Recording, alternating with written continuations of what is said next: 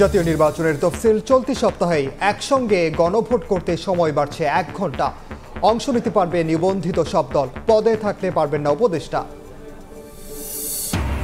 সামনে আসছে কঠিন সময়, জনগণকে সঙ্গে নিয়ে সব ষড়যন্ত্র রুখে দেওয়ার আহ্বান তারেক রহমানের। সাইবার প্রোপাগান্ডার বিরুদ্ধে লড়াইয়ের ডাক মির্জা ফখরুলের। এখনও বিদেশ নেওয়ার অবস্থা নেই বেগম জিয়া, এভার কেয়ারে আছেন নিবিড় পর্যবেক্ষণে। লন্ডন নিতে মেডিকেল বোর্ডের সিদ্ধান্তের অপেক্ষা, সুস্থতা কামনায় দোয়া। কবর থেকে তোলা হচ্ছে 114 জুলাই শহীদের মরদেহ। নমুনা সংগ্রহের পর হবে দাফন। গুমের মামলায় শেখ হাসিনা সহ 13 জনের বিরুদ্ধে অভিযোগ গঠনের শুনানি। এবং ঢাকা সেন্ট্রাল ইউনিভার্সিটি বাস্তবায়নের দাবিতে শিক্ষা ভবন মোড় অবরোধ, একাডেমিক অনিশ্চয়তায় 7 কলেজের শিক্ষার্থীরা। দাবি না মানলে কঠোর আন্দোলনের হুঁশিয়ারি।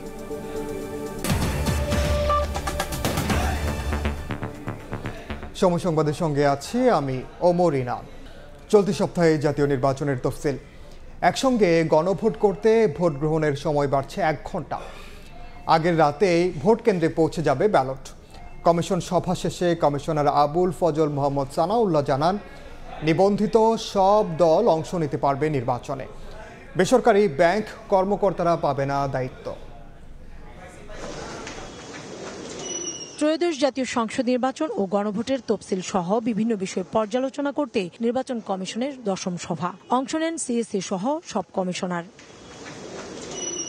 ভোটের নানা সিদ্ধান্তে পৌঁছাতে এএমএম নাসিরউদ্দিন নেতৃত্বাধীন কমিশনের সময় লাগে 5 ঘন্টা। সভা শেষে কমিশনার আবুল ফজল মোহাম্মদ সানাউল্লাহ সংবাদ সম্মেলনে জানান, চলতি সপ্তাহেই তফসিল হবে। এর আগে প্রথা অনুযায়ী রাষ্ট্রপতির সঙ্গে দেখা করবে কমিশন। শীঘ্রই আমাদের ত্রয়োদশ জাতীয় সংসদ নির্বাচন এবং গণভোটের তফসিল ঘোষণা করা হবে।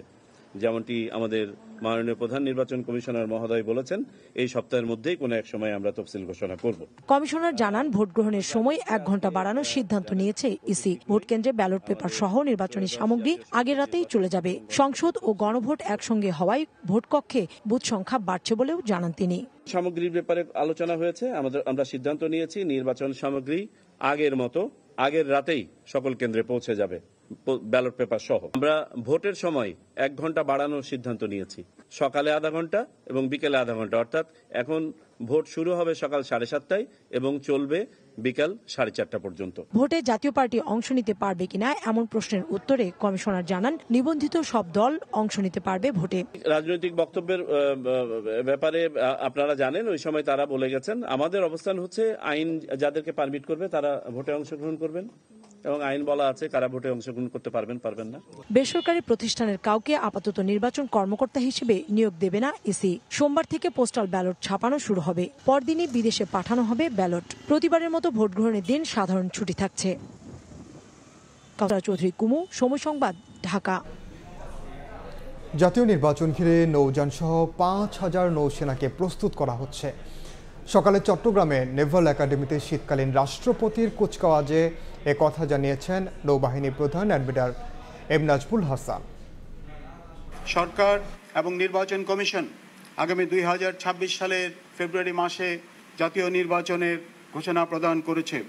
আসন্ন জাতীয় সংসদ নির্বাচনের জন্য নৌবাহিনীর সদস্যগণকে প্রয়োজনীয় প্রশিক্ষণ প্রদান সহ সার্বিক প্রস্তুতি গ্রহণ করা হচ্ছে।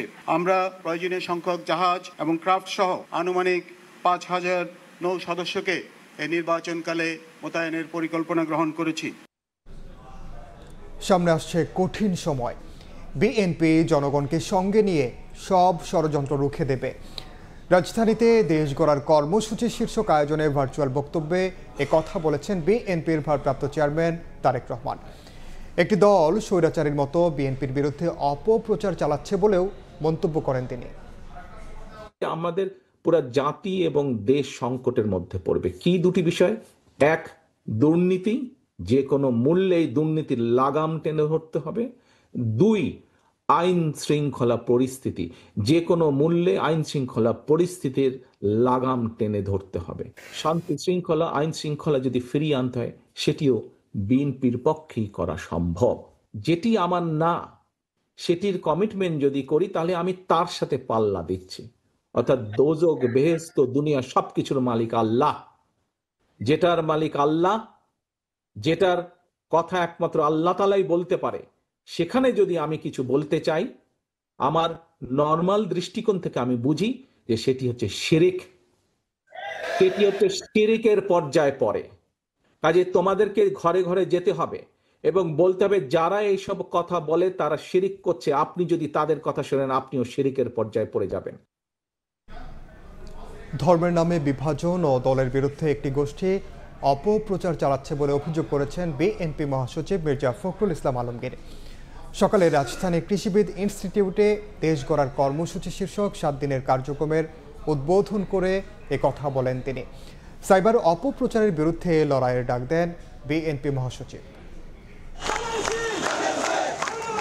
সংসদ নির্বাচন সামনে রেখে শুধু সভা সমাবেশ আর মিছিল মিটিংয়ের প্রচারণাতেই সীমাবদ্ধ নয় বিএনপি। শুরু হলো দলটির দেশ গড়ার কর্মসূচি নামক কার্যক্রম। নেতাদের পাশাপাশি নানা বিষয়ে অভিজ্ঞরা মতবিনিময় করবেন তৃণমূলের সঙ্গে। প্রচারণার এই পদ্ধতি ধানের শীষের রায় শক্তিশালী করতে দেশজুড়ে ভোটারদের কাছে ছড়িয়ে দেওয়া হবে।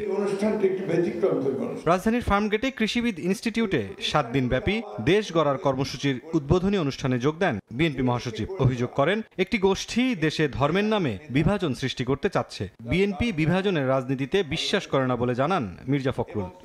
একটা গোষ্ঠী, একটা মহল ধর্মের নামে বাংলাদেশে একটা বিভাজনের পথ সৃষ্টি করতে চায়। আমরা বাংলাদেশে অবশ্যই ধর্মভীরু মানুষ, বাংলাদেশের মানুষ অবশ্যই ধর্মকে এখানে সবাই আমরা মেনে চলি, কিন্তু ধর্মকে দিয়ে রাষ্ট্রকে বিভাজন করা বা সমাজকে বিভাজন করা, এটাতে আমরা বিশ্বাস করি না। দেশের সব ভালো অর্জন বিএনপির মাধ্যমেই এসেছে মন্তব্য করে মির্জা ফখরুল বলেন, বিএনপিকে নেতিবাচক দল হিসেবে উপস্থাপনের প্রবণতা দেখা গেছে, যা ভেঙে দিতে হবে। সাইবার লড়াইয়ে দক্ষ হতে নেতাকর্মীদের আহ্বান জানান তিনি। আজকে একটা প্রবণতা দেখা দিয়েছে অত্যন্ত ব্যাপকভাবে বিএনপিকে একটা নেগেটিভ পলিটিক্যাল পার্টি হিসেবে দেখানো। এই প্রবণতা কিন্তু ভেঙে ফেলতে হবে। আজকে আমাদের বিরুদ্ধে বিভিন্ন রকম চক্রান্ত হয়, প্রচারণা চলে, অপপ্রচার চলে। সবচেয়ে বড় হচ্ছে একটা অপপ্রচার চলছে। এই অপপ্রচারের বিরুদ্ধে কিন্তু আমাদেরকে কাজ করতে হবে। সাইবার ওয়ারে যদি আমি যোদ্ধা হতে না পারি, তাহলে কিন্তু আমি পরাজিত হয়ে যাব। এটা আপনাদেরকে, এই ইয়াং জেনারেশনকে কিন্তু সেটা করতে হবে। বিচ্ছিন্নভাবে কাজ করলে সফলতা আসবে না মন্তব্য করে অনুষ্ঠানে দলের সিনিয়র যুগ্ম মহাসচিব রুহুল কবির রিজভী সবাইকে ঐক্যবদ্ধ থাকার আহ্বান জানান। ছড়িয়ে ছিটিয়ে কাজ করলে সেখানে সাফল্যের হার বেশি আসে না। মুরসালিন হক জুনায়েদ, সময় সংবাদ, ঢাকা। নির্বাচন সামনে রেখে জোট গঠন করেছে এনসিপি, এবি পার্টি ও রাষ্ট্র সংস্কার আন্দোলন। এ নিয়ে ডিআরইউতে সংবাদ সম্মেলনে কথা বলছেন এবি পার্টির চেয়ারম্যান মুজিবুর রহমান মঞ্জু। সরাসরি যাচ্ছে সেখানে। আমরা প্রস্তুতি রেখেছি, এখন আর ঘোষণা করার পর্যায়ে যায় নাই, ঠিক আছে? সুতরাং আপনারা ডিটেইলিং এ যাবেন না, ডিটেইলিং এ আমরা আপনাদের জানাবো খুব শীঘ্রই।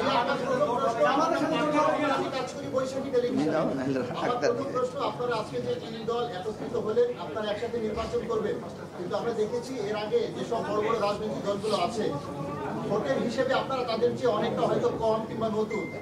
আপনাদের এই তিন দল মানে আপনারা একত্রিত হয়ে ওই সব দলগুলোকে আপনারা কতটা মানে তাদের মানে বিপক্ষে কিংবা তাদেরকে কতটা চাপে রাখতে পারবেন, কতটা সফল হবেন? এর 1 নম্বর প্রশ্ন। নাইট ভাইয়ের কাছে 2 নম্বর প্রশ্ন যে আপনাদের আপনি আগে তিনটা করে ফেলতে হবে না। শুনেন, শুনেন, এই ডানপন্থীদের থেকে একজন, মধ্যপন্থীদের থেকে একজন, বামপন্থীদের থেকে একজন।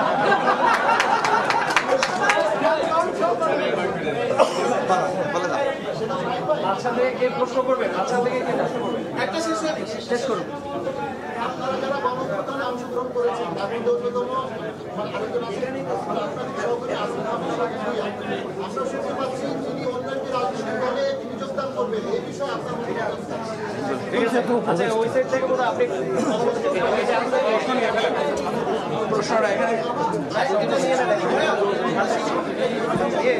আমি আমার বক্তব্যে কিন্তু বলেছি যে আমাদের এই রাজনৈতিক প্রক্রিয়াটা কেবল ভোটের বাটের জন্য না, ইলেকশনে অংশগ্রহণ করার জন্য কিন্তু এনসিপি এককভাবে তার প্রস্তুতি নিচ্ছিল বা এখনো নিচ্ছে, এবি পার্টি তার মতো নিচ্ছে, বা রাষ্ট্র সংস্কার আন্দোলন তাদের মতো নিচ্ছে।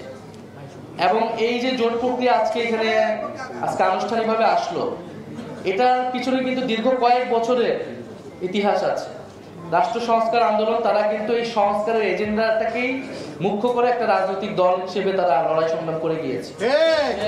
আমার বাংলাদেশ পার্টি কিন্তু একটি কল্যাণ রাষ্ট্র, একটি গণতান্ত্রিক সংস্কারের মধ্যে দিয়ে একটা নতুন বাংলাদেশ করার আকাঙ্ক্ষা নিয়ে তারা কিন্তু তাদের জন্মলগ্ন থেকেই গত কয়েক বছর কাজ করে গিয়েছে। এবং গণ অভ্যুত্থানের মাধ্যমে এনসিপি বা গণ অভ্যুত্থানের আগে আমরা যখন বিশ্ববিদ্যালয় আন্দোলনগুলো করেছি তখন থেকে কিন্তু আমাদের মধ্যে এই যোগাযোগ ছিল এবং আমরা বাংলাদেশকে এই একটা পরিবর্তনের জায়গায় কিন্তু নিয়ে যেতে চেয়েছিলাম। পরে গণ অভ্যুত্থানের পরে আমরা নানাভাবে সেটা চেষ্টা করেছি ঐক্যমত্য কমিশনে, সেখানে আমাদের কিছু অর্জন এসেছে, সেটা গণভোটে আসবে। আমরা গণভোটের পক্ষে, হ্যাঁ পক্ষে, জুলাই সনদের পক্ষে আমরা ক্যাম্পেইন করব এবং নির্বাচনের পরেও সংস্কার প্রক্রিয়াগুলো বাস্তবায়ন হবে কিনা, সে অগ্রযাত্রা থাকবে কিনা, সেটা নিয়ে কিন্তু নানান সন্দেহ তৈরি হয়েছে। ফলে আমরা কিন্তু সেই জায়গায় সংস্কারকে প্রাধান্য রেখে এবং অর্থনৈতিক সংস্কার, গণতান্ত্রিক সংস্কার, এই দুইটি সংস্কারকে প্রাধান্য রেখে আমরা এই দলগুলো ঐক্যবদ্ধ হয়েছে। সরাসরি যুক্ত ছিলাম রাজধানীর ডিআরইউতে। এনসিপি সহ নতুন জোট নেতাদের বক্তব্যের বাকি অংশ সরাসরি দেখতে ভিজিট করুন সময় টিভির ফেসবুক পেজে। টানা 15 দিন হাসপাতালে চিকিৎসাধীন BNP chairperson Begum Khaleda Zia ever কেয়ারে আছেন দেশি বিদেশি চিকিৎসকদের নিবিড় পর্যবেক্ষণে। সরাসরি তত্ত্বাবধান করছেন পুত্রবধূ ডাক্তার জুবাইদা রহমান। সাবেক প্রধানমন্ত্রীর শারীরিক অবস্থার উন্নতির উপর নির্ভর করছে লন্ডন যাত্রা। এদিকে বেগম জিয়ার সুস্থতা কামনায় দেশব্যাপী চলছে দোয়া প্রার্থনা। সারা দেশের দৃষ্টি এখন রাজধানীর এভার কেয়ার হাসপাতালে। দীর্ঘ 15 দিন ধরে এখানে চিকিৎসাধীন বিএনপি চেয়ারপারসন বেগম খালেদা জিয়া। সাবেক প্রধানমন্ত্রীর দেখার সুযোগ না থাকলেও অনেকেই প্রতিদিন ভিড় করেন হাসপাতালের সামনে। তবে সাধারণ রোগীদের বিড়ম্বনা এড়াতে আইন শৃঙ্খলা রক্ষাকারী বাহিনীও সরব। শারীরিক অবস্থা লন্ডন নেয়ার মতো অবস্থায় না আসায় আপাতত দেশি বিদেশি চিকিৎসকদের নিবিড় তত্ত্বাবধানে দেশেই চলবে চিকিৎসা। সরাসরি তদারকি করছেন লন্ডন থেকে আসা পুত্রবধূ ডাক্তার জুবাইদা রহমান। দীর্ঘদিন থেকে আর্থাইটিস, ডায়াবেটিস, কিডনি, লিভার, ফুসফুস, হৃদযন্ত্র, চোখের সমস্যা সহ নানা জটিলতায় ভুগছেন বিএনপি চেয়ারপারসন। 23 নভেম্বর হাসপাতালে ভর্তি হন খালেদা জিয়া। এদিকে দলীয় প্রধানের সুস্থতা কামনায় দেশব্যাপী চলছে দোয়া প্রার্থনা। সকালে পল্টনের মাওলানা ভাসানী মিলনায়তনে ছাত্রদলের সাবেক নেতৃত্বের আয়োজনে দোয়া মাহফিলে যোগ দেন বিএনপির স্থায়ী কমিটির সদস্য বেগম সেলিমা রহমান। বলেন, বেগম জিয়া সুস্থ হয়ে ফিরলে ফ্যাসিস্ট মুক্ত দেশ গড়ার স্বপ্ন পূরণ হবে। ফ্যাসিস্ট সরকারের হাতে যে বাংলাদেশ ছিন্ন বিচ্ছিন্ন হয়ে গেছিল, সেই ছিন্ন বিচ্ছিন্ন বাংলাদেশকে যেন নতুন করে গড়তে পারি, সেই বাংলাদেশে গড়ের যে স্বপ্ন আমাদের, সেটা দেশনেত্রী বেগম খালেদা জিয়া যদি সুস্থ হয়ে আসেন অবশ্যই সেটা সম্ভব হবে। তিনিই আমাদের প্রেরণার উৎস। দেশবাসীর কাছে বেগম জিয়ার সুস্থতা কামনায় দোয়া চান বেগম সেলিমা রহমান। হাসান ওয়ালি, সময় সংবাদ, ঢাকা। এই মুহূর্তে রাজধানীর এভার কেয়ার হাসপাতালের সামনে আছেন সহকর্মী আতাউর কাউসার। সবশেষ খবর জানতে সরাসরি যাচ্ছে তার কাছে। বিএনপি চেয়ারপারসন বেগম খালেদা জিয়ার শারীরিক অবস্থা অনেকটাই অপরিবর্তিত আছে, অর্থাৎ তিনি 27 তারিখ থেকে যে সিসিইউতে ছিলেন এখনও তিনি সিসিইউতেই আছেন। তার চিকিৎসায় চিকিৎসকদের বোর্ড গঠন করা হয়েছে এবং 9 জন চায়না চিকিৎসক তারা আছেন এবং একজন ব্রিটিশ চিকিৎসক তিনিও আছেন সেই বোর্ডে। এবং ডক্টর জুবাইদা রহমান এসছেন লন্ডন থেকে, তিনিও কিন্তু এই যে চিকিৎসার সকল খোঁজ খবর তিনি রাখছেন। অন্যান্য দিনের মতো আজকেও তিনি বেলা 3:45 কাছাকাছি সময়ে এভার কেয়ার হাসপাতালে আসেন এবং আমরা জানি যে প্রায় প্রতিদিনই তিনি এভার কেয়ার হাসপাতালে আসেন এবং রাত পর্যন্ত থাকেন। চিকিৎসকদের সাথে তিনি চিকিৎসার অগ্রগতির বিষয়ে কথাবার্তা বলেন। বেগম খালেদা জিয়ার শারীরিক যে অবস্থা সেটির খোঁজ খবর তিনি নেন। আজকেও তার ব্যতিক্রম হয়নি। 4:45 দিকে তিনি এসছেন। বর্তমানে তিনি হাসপাতালের ভেতরেই অবস্থান করছেন। তো বেগম জিয়ার শারীরিক যে অবস্থা, সেই অবস্থা সম্পর্কে বিভিন্ন জায়গা থেকে আমরা যতটুকু জানতে পেরেছি যে তিনি আসলে নানাবিধ অসুস্থতায় আক্রান্ত, শরীরে নানাবিধ সমস্যা রয়েছে, যার প্রেক্ষিতে সব কিছু মিলিয়ে একটি চিকিৎসা দেওয়া হচ্ছে এবং কখনো কখনো হয়তো এমন হচ্ছে যে কোনো একটি শারীরিক যে অসুস্থতা সেটি যদি কিছুটা উন্নতি হয় তো অন্য আরেকটি সাইড কিন্তু কিছুটা অবনতি ঘটে, যার কারণে স্টেবল একটি পজিশনে এখনো পর্যন্ত আসছে না। এবং ইতিমধ্যে বেগম জিয়াকে লন্ডনে নেয়ার একাধিকবার কথা উঠেছে এবং গত শুক্রবার রাতে লন্ডনে নেয়ার মোটামুটি অনেকটা প্রস্তুতি সম্পন্ন হয়েছে হয়েছিল শুধুমাত্র দুটি কারণে, অন্যতম দুটি কারণ ছিল যে দুটি কারণে তাকে নেওয়া যায়নি লন্ডনে। এর একটি হচ্ছে চিকিৎসকরা মনে করেছিলেন যে তার যে শারীরিক অবস্থা, সে শারীরিক অবস্থায় 12 থেকে 14 ঘন্টা ফ্লাই করে তার লন্ডনে যাওয়া তার শারীরিক অবস্থার সাথে সামঞ্জস্যপূর্ণ নয়। এবং দ্বিতীয় আরেকটি যে কারণ ছিল সেটি হচ্ছে কাতার আমিরের পাঠানোর কথা ছিল যে বিমানটি এয়ার অ্যাম্বুলেন্সটি, সেটি কারিগরি ত্রুটির কারণে আসতে পারেনি। যদিও তারপরে এয়ার অ্যাম্বুলেন্স পাঠানোর কথা হয়েছে, কিন্তু এখনো পর্যন্ত চিকিৎসকরা গ্রিন সিগন্যাল দেয়নি তাকে লন্ডনে নেওয়ার ব্যাপারে। অর্থাৎ চিকিৎসকরা যখনই গ্রিন সিগন্যাল দিবেন যে তিনি লন্ডনে যাওয়ার মতন শারীরিকভাবে তার সেই সামঞ্জস্যপূর্ণ অবস্থা আছে, তখনই আসলে তাকে লন্ডন নেওয়া হবে এবং সে বিষয়ে চিকিৎসকরা আমাদের জানাবেন। তো এই ছিল আমাদের কাছে এভারকেয়ার থেকে সর্বশেষ তথ্য। সরাসরি যুক্ত ছিলাম রাজধানীর এভারকেয়ার হাসপাতালের সামনে থেকে। রায়ের বাজার থেকে তোলা হচ্ছে 114 জুলাই শহীদের মরদেহ। পরিচয় শনাক্তের জন্য সংগ্রহ করা হবে তাদের ডিএনএ নমুনা। আদালতের নির্দেশে 1.5 বছর পর রোববার কবর থেকে মরদেহ তোলার কাজ শুরু করে সিআইডি। জানা গেছে পরিচয় শনাক্তে এখন পর্যন্ত আবেদন করেছে 10 জন শহীদের পরিবার। কত মার বুক খালি করেছে, কেন কি করেছিলাম আমরা? আমি তো এই দেশেরই নাগরিক, আমার মিরাজ তো এই দেশেরই নাগরিক ছিল।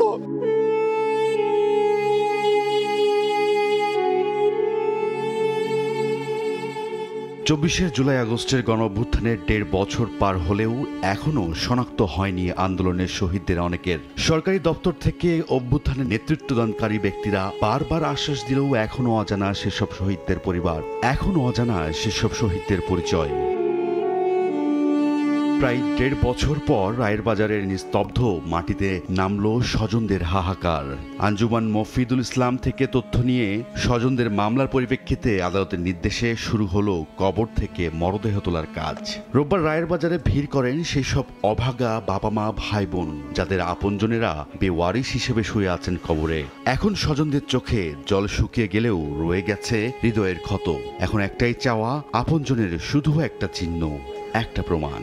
যে অনেক খোঁজাখুঁজি করছি, খোঁজাখুঁজি করার পরে প্রায় 8 মাস পরে আমরা লাশের সন্ধান পেয়েছি। লাশগুলো আমরা শনাক্ত করতে পারি, শনাক্ত করতে বলে মনের আশা কিছুটা শান্তি পাবে। আল্লাহ যদি আমার মিলাই দেয়, মিলাই দিয়ে যদি দেখি যে এটা শৈলার কবর, এরপর যদি আল্লাহ আমার নিয়ে যায় তো আমি শান্তি পাবো। আদালতের নির্দেশে শহীদদের পরিচয় শনাক্ত করার কঠিন ও সংবেদনশীল কাজে হাত দিয়েছে সিআইডি। তাদের সহায়তায় রয়েছেন আর্জেন্টিনার বিখ্যাত ফরেনসিক বিশেষজ্ঞ ডক্টর লুইস ফ্রন্ডেব্রিডার এবং জাতিসংঘের মানবাধিকার কমিশন। মরদেহ উত্তোলনের পর ময়নাতদন্ত করে ডিএনএগুলো আবেদনকৃত স্বজনদের ডিএনএর সঙ্গে মিলিয়ে করা হবে পরিচয় শনাক্ত। এখন পর্যন্ত 10 জন ডিএনএ নমুনা দেওয়ার জন্য আবেদন করেছেন। We have sessions of lectures with the local forensic scientists, so we trust the work will be done according international rules. মৃতদের পোস্টমর্টেম হবে, এদের ডিএনএ স্যাম্পলগুলো সংগ্রহ করা হবে, প্রোফাইলিংগুলো নিশ্চিত করা, আবার সেই সকল ধর্মীয় ভাবগাম্ভীর্য সবগুলো রেখেই আমরা তাদেরকে আবার রিভিউরিড করব। আবেদন আমরা পেয়েছি 10 জনের মতো। আমরা আজ থেকে শুরু করব, আমরা জানি না কতদিন লাগবে, এটা অত্যন্ত শ্রমসাধ্য একটি কাজ। সিআইডি জানাই প্রাথমিকভাবে 114 জনের মরদেহ উত্তোলনের কথা থাকলেও প্রকৃত সংখ্যা জানা যাবে উত্তোলনের পর। জুলাই গণঅভ্যুত্থানের 1.5 বছর পেরিয়েছে, এখন পর্যন্ত অনেকেই পাননি তার স্বজনদের সেই শেষ ঠিকানা কবরস্থানের চিহ্নটুকু। সরকারের পক্ষ থেকে নেওয়া এই উদ্যোগকে স্বাগত জানিয়ে আশা দেখছেন নতুন করে স্বজনরা সেই শহীদদের যেন চিহ্নিত করে তাদের কবরকে শনাক্ত করা যায়। রাজুল ইসলাম শুভ, সময় সংবাদ, ঢাকা। এই মুহূর্তে রায়ের বাজার কবরস্থানে আছেন সহকর্মী কামরুল হাসান, সরাসরি যাচ্ছে তার কাছে। জুলাই গণ অভ্যুত্থানে যারা শহীদ হয়েছেন তাদের মধ্যে আপনারা জানেন যে 114 জন এখন পর্যন্ত শনাক্ত করা যায়নি। যাদেরকে শনাক্ত করা যায়নি তাদেরকে রাজধানীর যে রায়ের বাজার যে বধ্যভূমি যে কবরস্থান রয়েছে ঠিক সেই কবরস্থান থেকেই অজ্ঞাতনামা হিসেবে দাফন করা হয়েছে এবং এরই ধারাবাহিকতায় গত 1 বছর পেরিয়ে গেলেও তাদের কিন্তু শনাক্ত করা যায়নি। আজ থেকে আসলে যে আনুষ্ঠানিকতা, তাদের মরদেহ কার্যক্রম শনাক্তের যে আনুষ্ঠানিকতা সেটি শুরু হয়েছে। আজকে আমরা সকাল থেকে দেখতে পেয়েছি যে রায়ের বাজারে যে গণকবরটি রয়েছে ঠিক সেই গণকবরটি থেকে যে 114 জন যারা এখানে শায়িত আছেন আসলে তাদের মরদেহ উত্তোলনের কার্যক্রম শুরু হয়েছে। আজকে প্রথম দিন 2 জনের মরদেহ উত্তোলন করা হয়েছে এবং সেই মরদেহ থেকে আপনারা জানেন যে সিআইডি যে ডিএনএ নমুনা সংগ্রহের যে কাজ সেটি শুরু করেছেন এবং পাশাপাশি আমরা এটিও জানতে পেরেছি এখানে সিআইডি যে পুলিশ সদস্যরা আছেন তাদের সূত্রে ঠিক এই ভেতরেই কিন্তু তাদের যে ময়নাতদন্তের যে প্রক্রিয়াটি সেই প্রক্রিয়াটিরও ব্যবস্থা তারা এখানে করেছেন। অর্থাৎ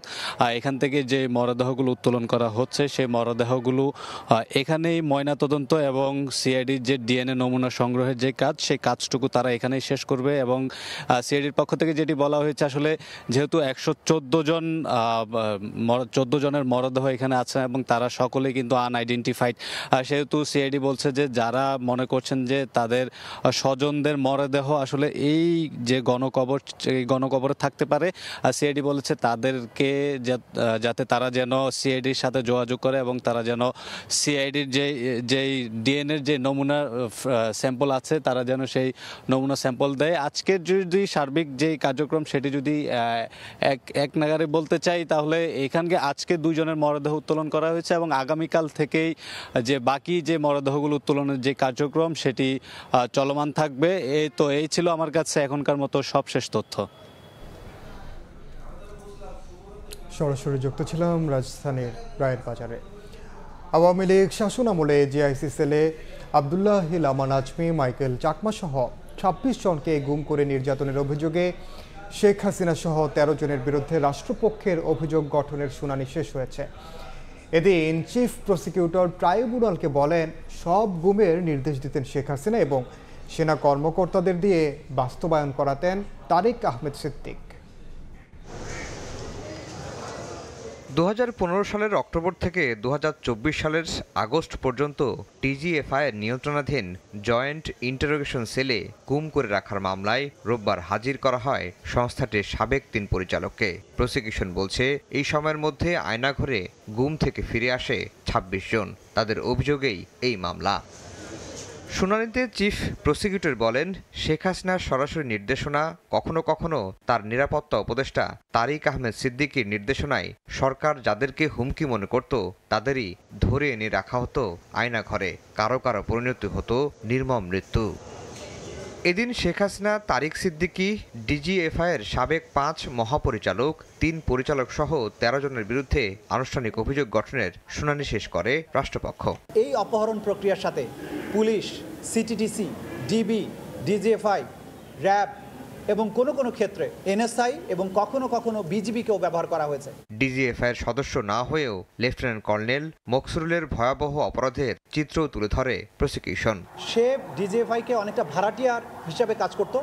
আসামিদেরকে পিক আপ করা, আসামিদেরকে নির্যাতন করা, আসামিদেরকে বিভিন্ন জায়গায় ডিসপোজাল করা, হত্যা করা, এই জাতীয় কাজগুলো মকসুরুল করত। এদিনও আদালতে উপস্থিত ছিলেন ভুক্তভোগীদের কয়েকজন।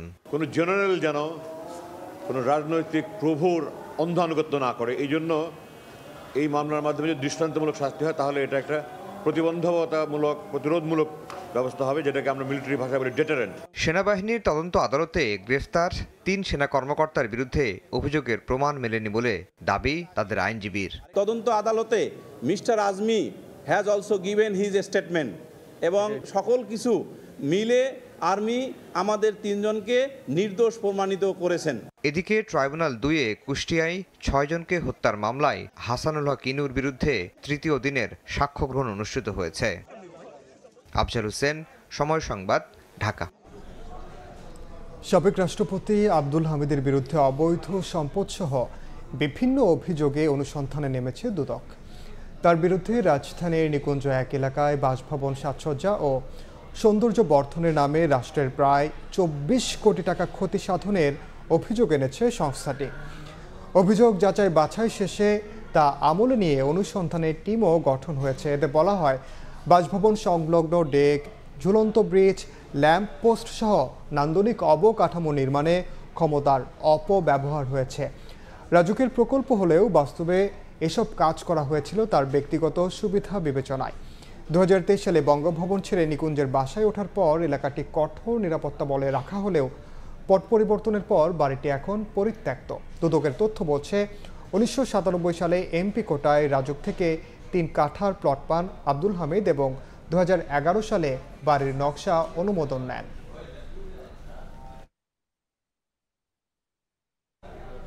সময় সংবাদে আরও থাকছে।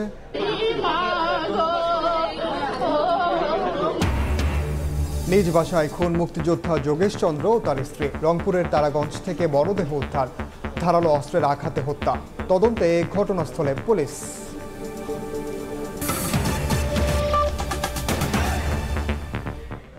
ঢাকা সেন্ট্রাল ইউনিভার্সিটি বাস্তবায়ন প্রক্রিয়া ঝুলে থাকার প্রতিবাদে শিক্ষা ভবন মোড় অবরোধ করেছেন 7 কলেজের শিক্ষার্থীরা। দুপুরে শিক্ষা ভবন ঘেরাও করতে গেলে পুলিশের বাধার মুখে পড়েন আন্দোলনকারীরা। পরে পাশের সড়ক আটকে অবস্থান কর্মসূচি পালন করেন তারা। দ্রুত ঢাকা সেন্ট্রাল ইউনিভার্সিটির অধ্যাদেশ জারির দাবি জানান তারা। বলেন, বিশ্ববিদ্যালয় নিয়ে জটিলতায় পরিচয় সংকট, একাডেমিক অনিশ্চয়তা এবং ভবিষ্যৎ ক্যারিয়ার নিয়ে বিপাকে পড়েছেন 1.5 লক্ষাধিক শিক্ষার্থী।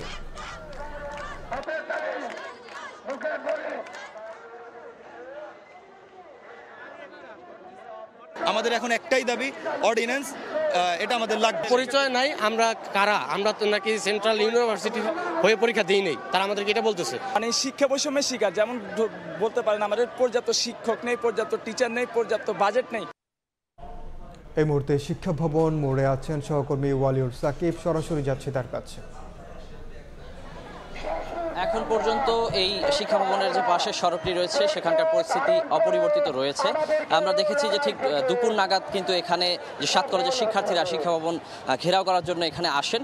পরবর্তীতে আমরা দেখি যে শিক্ষা ভবনে প্রবেশ করতে না পেরে পুলিশের বাধার মুখে তারা এই যে শিক্ষা ভবনের পাশের যে মোড়টি রয়েছে, এখানে হাইকোর্ট রয়েছে, সচিবালয় সড়ক রয়েছে, পাশাপাশি ঢাকা বিশ্ববিদ্যালয়ের যে সড়কটি রয়েছে, এই সবগুলো সড়কের যে সংযোগ যে মোড় রয়েছে সেখানে কিন্তু শিক্ষার্থীরা যে দুপুরের পর তারা এখানে অবস্থান নেন, সড়কে অবস্থান নিয়ে বিক্ষোভ করা শুরু করেন, তাদের আন্দোলন কার্যক্রম চালিয়ে যান।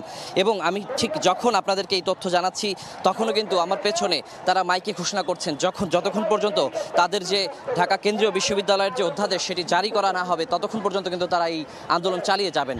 এবং একটু জানিয়ে রাখি যে এই যে জটিলতা 7 কলেজ নিয়ে সেটি কিন্তু শুরু হয়েছিল 2017 সালের দিকে। তখন হঠাৎ করেই কিন্তু যে ঢাকা বিশ্ববিদ্যালয়ের অধিভুক্ত করা হয় 7টি কলেজকে।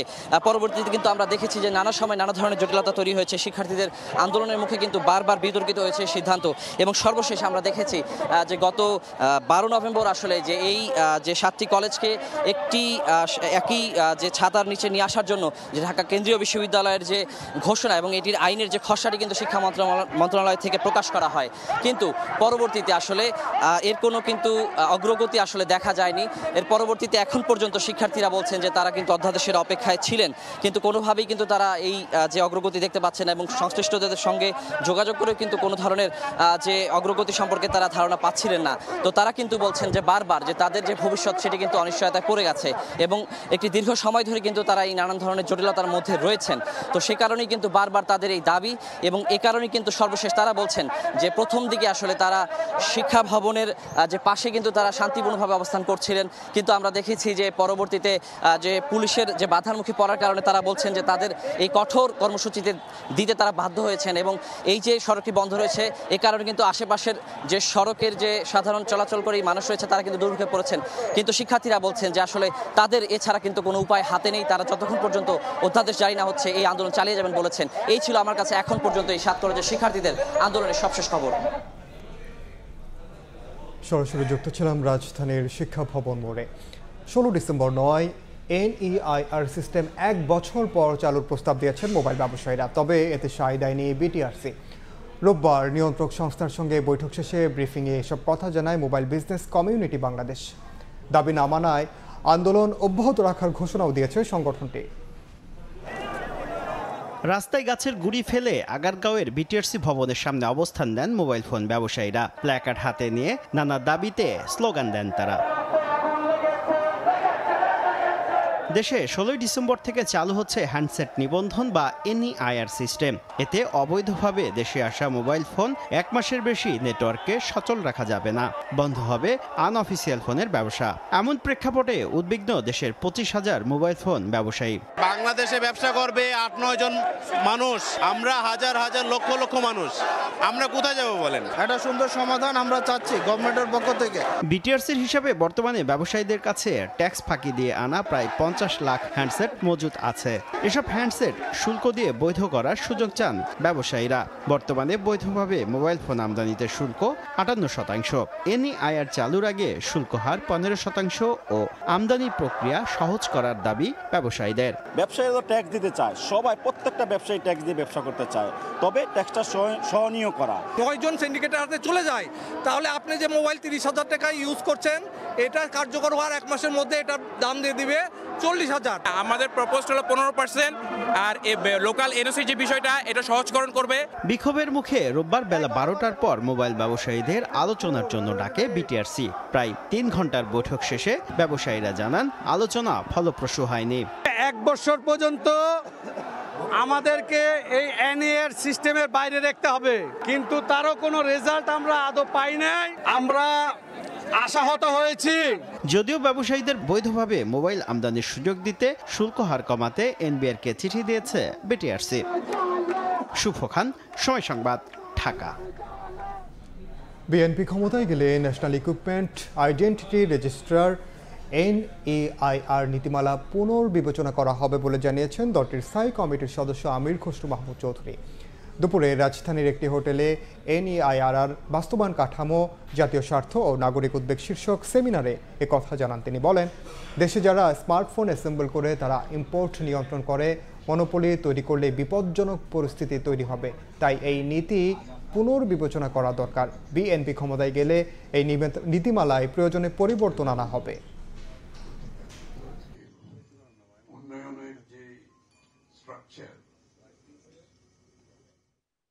যদি আমাদের দায়িত্ব দেয় আগামী দিনে নির্বাচনের মাধ্যমে এই পলিসিটাকে রিভিউর প্রয়োজনীয়তা আছে। মোস্ট ডেফিনেটলি আমরা এটাকে রিভিউ করব। আমরা স্টেক হোল্ডারদের সাথে কথা বলবো। স্টেক হোল্ডার বলতে আমি মিন অল স্টেক হোল্ডার, আমি যাদের কথা বললাম সকলের সাথে কথা বলবো। কথা বলার পরিপ্রেক্ষিতে যে নীতিমালা প্রয়োজন হবে, নীতিমালা পরিবর্তন করা। আমদানির অনুমতি দেওয়ার পর পেঁয়াজের দাম কমতে শুরু করেছে বলে জানিয়েছেন কৃষি উপদেষ্টা। সচিবালয়ে তিনি বলেন, পেঁয়াজের বাজার নিয়ন্ত্রণ করতেই আমদানির অনুমতি দেওয়া হয়েছে। আমদানির কারণে কৃষক ক্ষতিগ্রস্ত হবে না বলেও জানান তিনি। বলেন, কৃষক এবং ভোক্তা দুপক্ষের সঙ্গেই সরকারকে ভারসাম্য বজায় রাখতে হয়। মৎস্য চাষ সহ বিভিন্ন ক্ষেত্রে সারের ব্যবহার বাড়ছে, যা কমানো জরুরি। এবার আলু চাষিরা ক্ষতিগ্রস্ত হয়েছেন জানিয়ে কৃষককে ভর্তুকি দেওয়ার চিন্তা চলছে বলেও জানান উপদেষ্টা। দেশের আলুর জাত উন্নত না হওয়ায় রপ্তানি করা যাচ্ছে না বলেও জানান তিনি।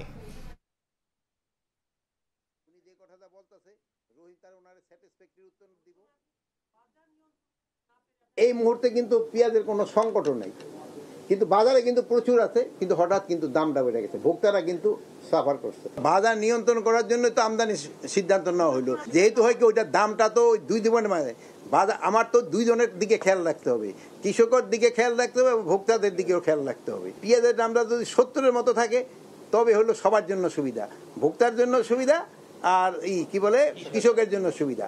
এখন এটা যে বেশি দাম বেড়ে যায় সেই সময় হলো ভোক্তার জন্য অসুবিধা, কৃষকের জন্য সুবিধা, বাট আমার হলো একটা ব্যালেন্স রাখতে হবে। রংপুরে মুক্তিযোদ্ধা যোগেশ চন্দ্র ও তার স্ত্রীর রক্তাক্ত লাশ উদ্ধার করা হয়েছে। জোড়াখুনের এই ঘটনায় এলাকায় শোকের ছায়া। জমি সংক্রান্ত বিরোধের জেরে হত্যাকাণ্ড বলে ধারণা স্বজনদের। জড়িতদের ধরতে মাঠে নেমেছে পুলিশ। বাবা মা দুজনকেই একসঙ্গে হারিয়ে দিশেহারা সন্তানরা, জোড়াখুনে শোকাহত প্রতিবেশীরাও।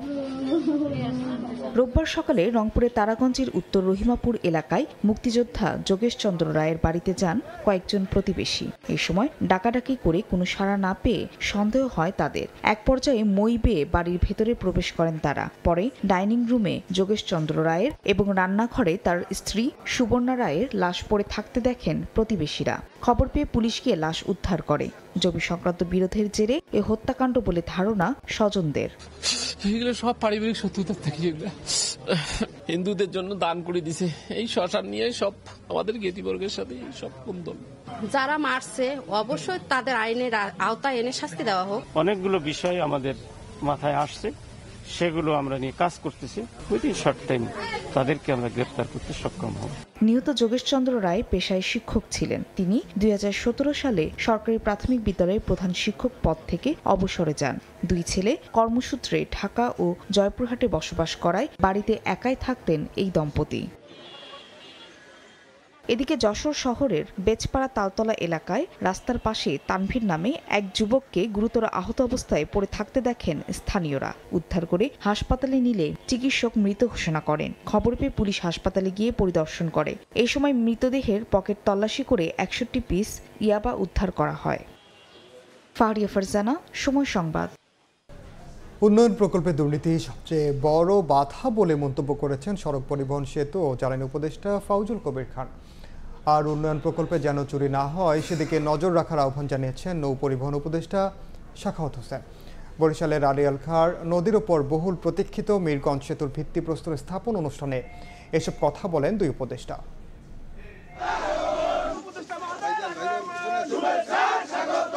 বরিশালে বহুল প্রতীক্ষিত মিরগঞ্জ সেতুর ভিত্তিপ্রস্তর স্থাপনের খবরে বাঁধ ভাঙা উচ্ছ্বাস। স্লোগানে স্লোগানে স্বাগত জানালেন অন্তর্বর্তী সরকারের দুই উপদেষ্টাকে। জেলার মুলাদি, হিজলা ও মেহেন্দিগঞ্জ উপজেলার প্রায় 8 লাখ বাসিন্দার প্রবেশদ্বার বাবুগঞ্জের মিরগঞ্জ ফেরিঘাট, যেখানে যাত্রীদের কাছে অতিরিক্ত ভাড়া আদায়ের অভিযোগ ছিল। হয়েছে হামলা, হতাহতের ঘটনাও। তাই আড়িয়াল খাঁ নদীর ওপর মিরগঞ্জ সেতু নির্মাণের দীর্ঘদিনের দাবি এলাকাবাসীর। অবশেষে রোববার সেতুর ভিত্তিপ্রস্তর স্থাপনে সড়ক ও সেতু এবং নৌ পরিবহন মন্ত্রণালয়ের দুই উপদেষ্টা ফলক উন্মোচন করেন। রাত্রে মনে করেন 8:40 পর ফেরি চলতো না, তখন তারা দুর্ভোগের শিকার হইতো। এই ফেরিঘাটটা সিন্ডিকেট সিস্টেম ছিল। এই ফেরিঘাটটা এত অত্যাচার হয়েছে, সাধারণ মানুষের জিম্মি করে তারা টাকা পয়সা নিছে। ব্রিজটা যেন পরিপূর্ণভাবে দেখে যাইতে পারি, এ সময় সড়ক পরিবহন সেতু ও জ্বালানি উপদেষ্টা বলেন, স্থানীয় কোন্দল থাকলে উন্নয়ন প্রকল্প ব্যাহত হয়, বাড়ে দুর্নীতি। আর নৌ পরিবহন উপদেষ্টা দুর্নীতি প্রতিরোধে সবাইকে সজাগ থাকার আহ্বান জানান। আমাদের উন্নয়ন প্রকল্পের একটা বড় সমস্যা হচ্ছে দুর্নীতি। আমাদের যত সড়ক প্রকল্প আছে, যত ব্রিজ প্রকল্প আছে, সবকিছুই দুর্নীতি। যে এখানে যেন বড় ধরনের কোনো চুরি চামারি না হয়, পুকুর চুরি, নদী চুরি, এটা যেন না হয়। নতুন সরকার আসবে, যারা এখানে আসবেন তাদের উদ্দেশ্য বলছি যে আপনারা এটা জনগণের আমানত মনে করে কাজটা করাবেন। প্রায় 1.5 কিলোমিটার দীর্ঘ কেবল স্ট্রেট এক্সট্রা ডোজ টাইপের মিরগঞ্জ সেতুটি দৃশ্যত বরিশালের পায়রা সেতুর আদলে নির্মিত হবে। সেতুটি নির্মাণে ব্যয় ধরা হয়েছে 1072 কোটি টাকা, যা দৃশ্যমান হতে সময় লাগবে 3 বছর। সময় সংবাদ, বরিশাল। এবার সিলেট ও ময়মনসিংহ বিভাগের খবর।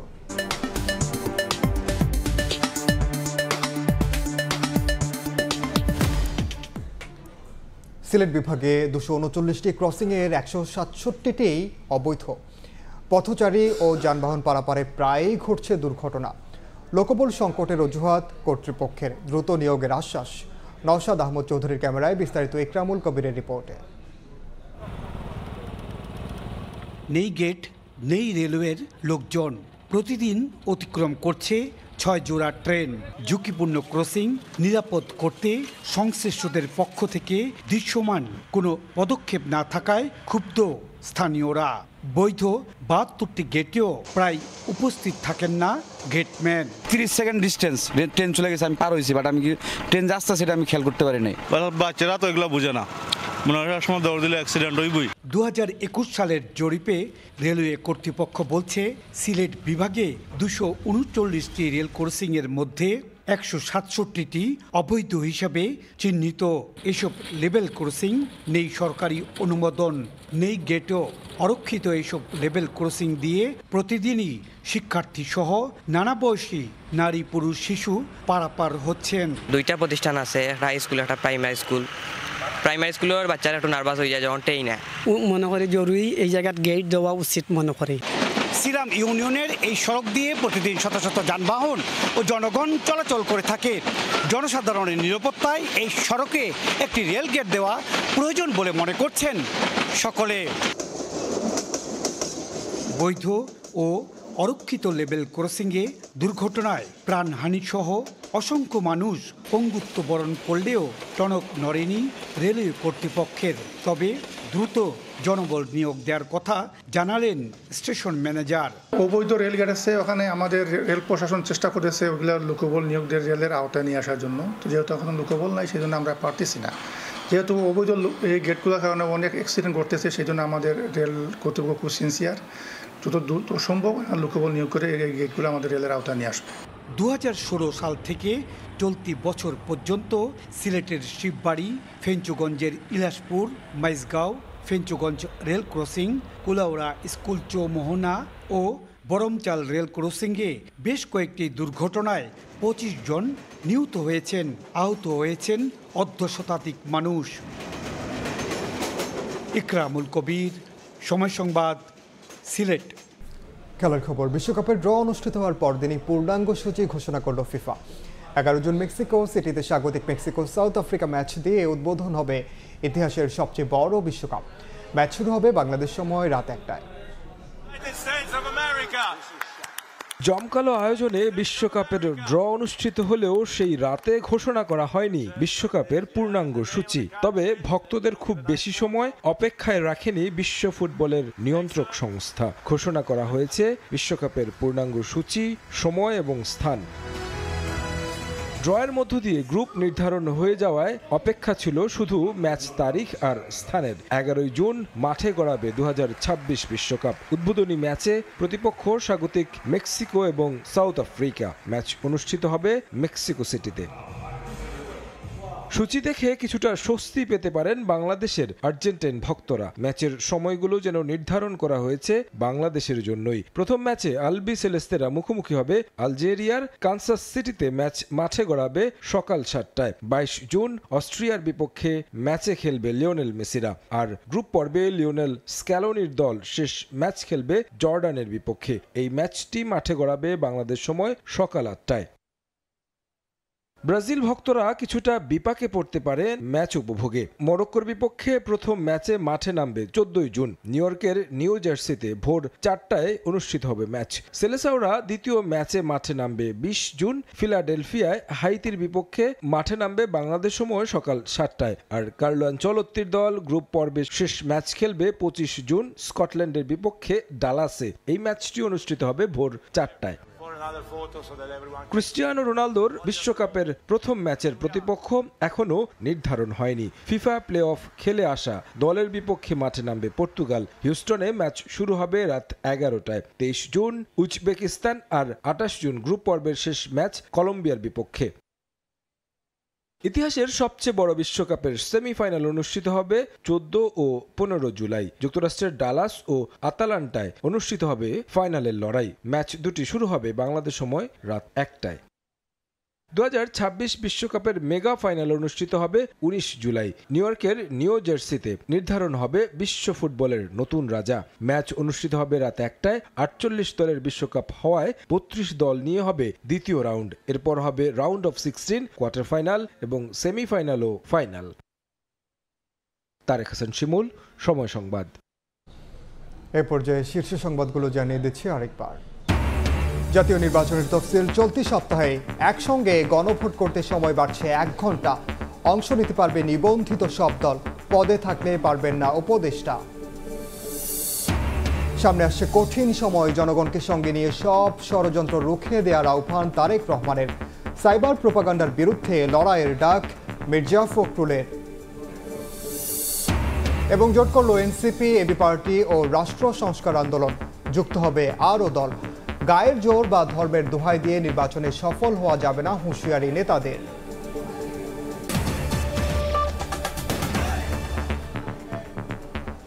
এই ছিল 5টার সময় সংবাদে। এরপর বাংলার সময়ের সঙ্গে থাকবেন সহকর্মী রোজা চৌধুরী। ধন্যবাদ দিনান।